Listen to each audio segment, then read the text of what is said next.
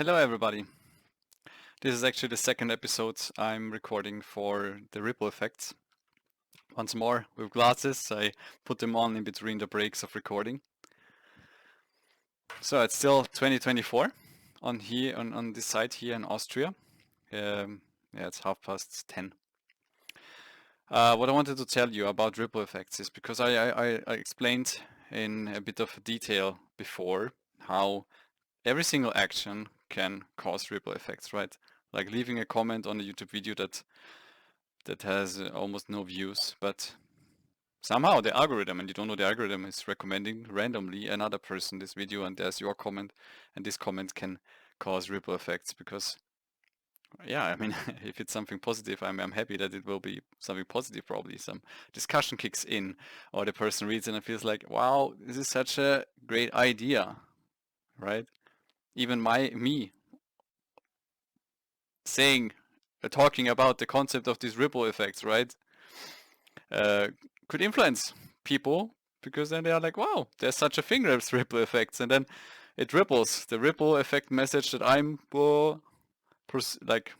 like trumpeting out, is just taking gestalt. It's taking a shape that's moving onwards to other people, and so the good multiplies.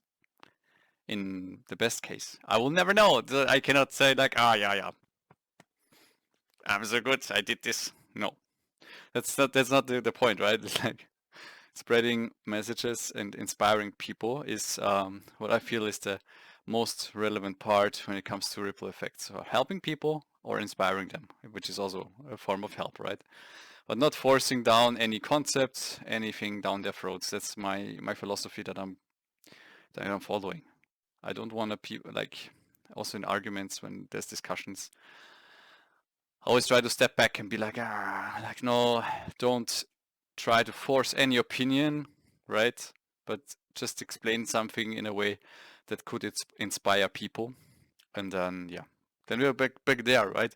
Other people will be like, okay, maybe they disagree, maybe they initially disagree, maybe they agree with you, right? And they're like, wow, that was very inspiring, and they did not force me to hear that, right? Because it was a dialogue. It was not like, yeah, but you have to do that, and this things are bad, and like wow, like putting your whole judgment onto the actions of another person, saying like what they have to do, right?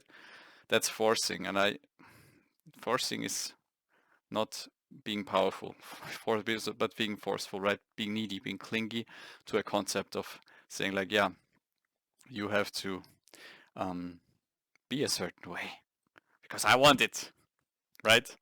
And not because you by yourself feel inspired to do that. So yeah, this video is not only about ripple effects but inspiration as well. So I'm back again. I had a short break to adjust the lights and also just reflecting a bit, thinking, and I'll continue here. So what I was saying before is inspiration, not force, right? And I want to continue, and this goes out to all the content creators in these days, right? Like everybody who can say, yeah, I'm a content creator. Actually, everybody can be a content creator, right? Everybody can put out a video, can put out a message these days, and everybody has a chance to be seen and to be heard.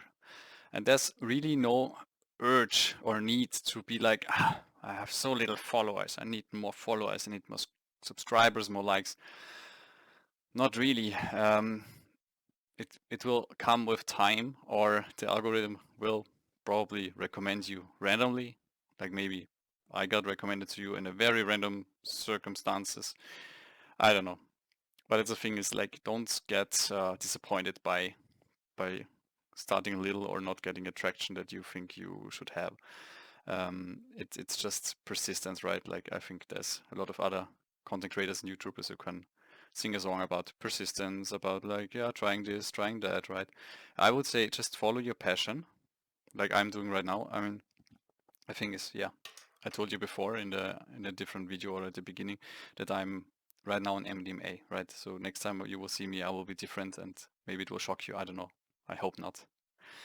Um, but follow your passion, which I do, even if I'm now not sober. I follow my passion by explaining certain concepts, by talking. Wait a second, the camera is now processing something. Okay, by talking to you, to yeah, I'm just offering certain advice of things that I learned, right? And as I said, I don't want to force it someone down someone's throat. I want to share it. And so every content creator, be it, be it little, if you, let's say you're like a guitar player, right? And you play songs and you upload them, right? You don't know who sees them, right? If there's just a 10 views or 20, maybe someone gets inspired by you playing guitar. And so what I really love about today's world is that everybody can actually join in and do their craft. Everybody can, let's say, start a band or do a channel or a podcast, whatever, right? And maybe some people get annoyed by it, like, everybody's doing a podcast, everybody can do that, it's so boring. Only the big ones are of interest to me, right? Okay, this is possible, and maybe some people want to have it that way, right? They follow the big ones.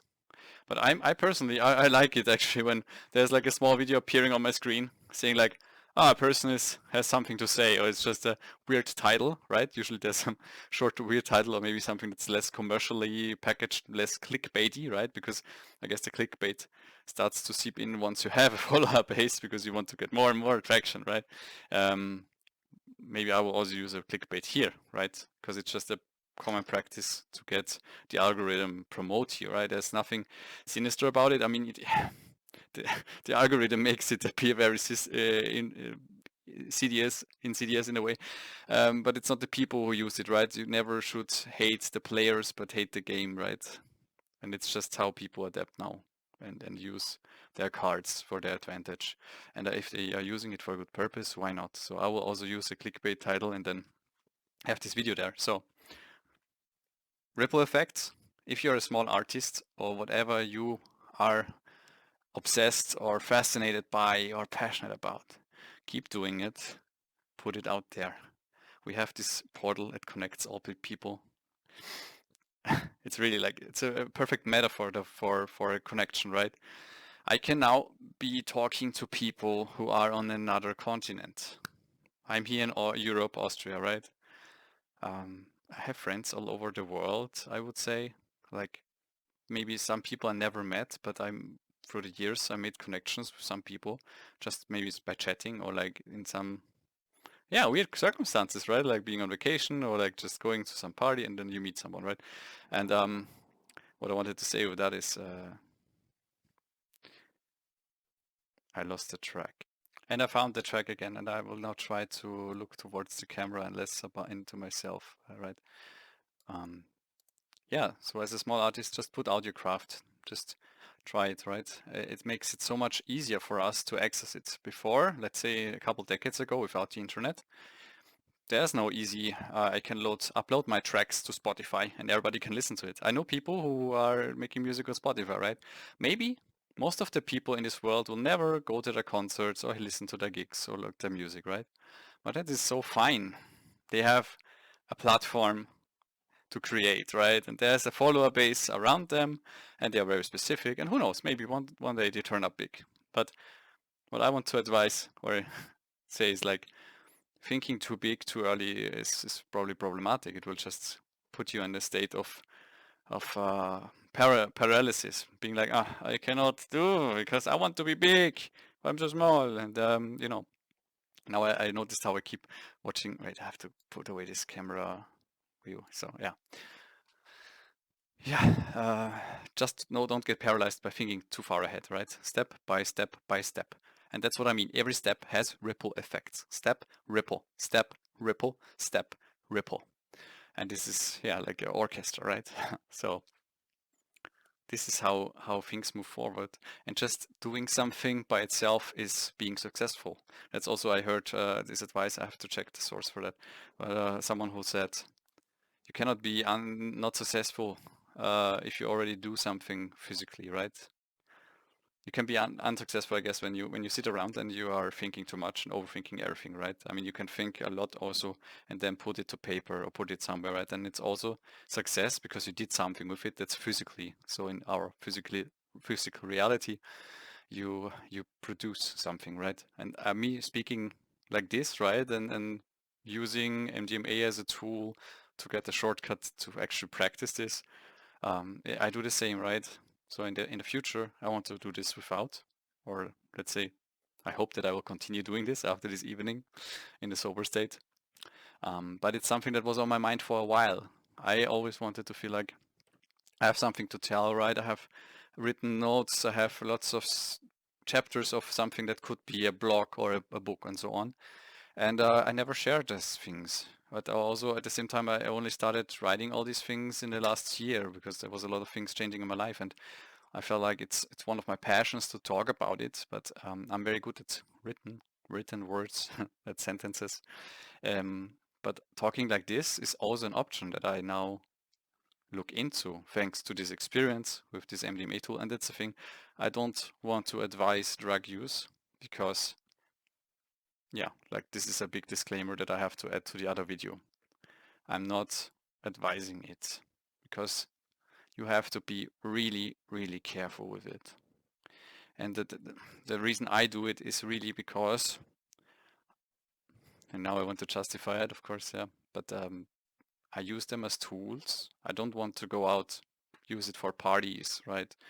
I'm just looking into therapeutic studies, into therapeutic reasons. So I'm actually coming from science. So I have a background in biotechnology. And yeah, so I went through the whole scientific academia trainings and so on and so forth, and got my diploma and so on a couple of years ago. And so what I learned is that, I know how to tune stuff. I know how to come at it with a certain distance, a certain discipline, because I was never prone to addictions or to overdoing stuff. And I'm using this for my advantage right now to explore, right? I used this as a tool now. I'm not advising anybody to take it. It's just experimental, educational purpose. Yeah. So I want to add this to the other video as well. This is for experimental educational purposes if I do it and if I talk about it, right? So nobody, please, yeah, you can do what you like, but I'm not advising it, just to have this out as well, because it's a good practice to put this out, right? Good, that's already my talk. Thank you. So wrap up. If you're a small creator, do something, follow your passion, and the thing is, don't let fear hold you back. I was letting fear hold myself back from doing this. And now I don't have fear in this moment, so I can do it, right? And as you see, I can offer value. I can offer a product, right? You might not agree, right? You might say like, this guy is talking bullshit. But for myself, think I'm not talking bullshit. I'm talking something that's useful for some people who might listen. Maybe nobody will ever listen. Maybe just one person. I don't care in this moment, right? If I would care, then it would stop me. It would paralyze me. And so this is my message. Try to put something out, inspire others, and see what comes from it, because we cannot think ahead with our mind and see what's coming. We can only retrospect. You can, of course, predict and judge and label and categorize, but it's out of our, let's say, mind. Like it's out of the mind's reach to actually anticipate what connections you will build in this world, in your life, what journey you will take. Yeah, this is, and I will talk about this in another topic. I think it's very much related to our subconscious and how the subconscious, which is not the mind, that verbalizes and uses logic and uses the ego, but rather another part that has a much deeper connection to the universe and to our lives and what we experience with other people, right? So I want to talk about this next in a different episode. But for now, thank you for listening. Thank you for joining in. I wish you a very happy new year. It's still not midnight. It's still like 11:13.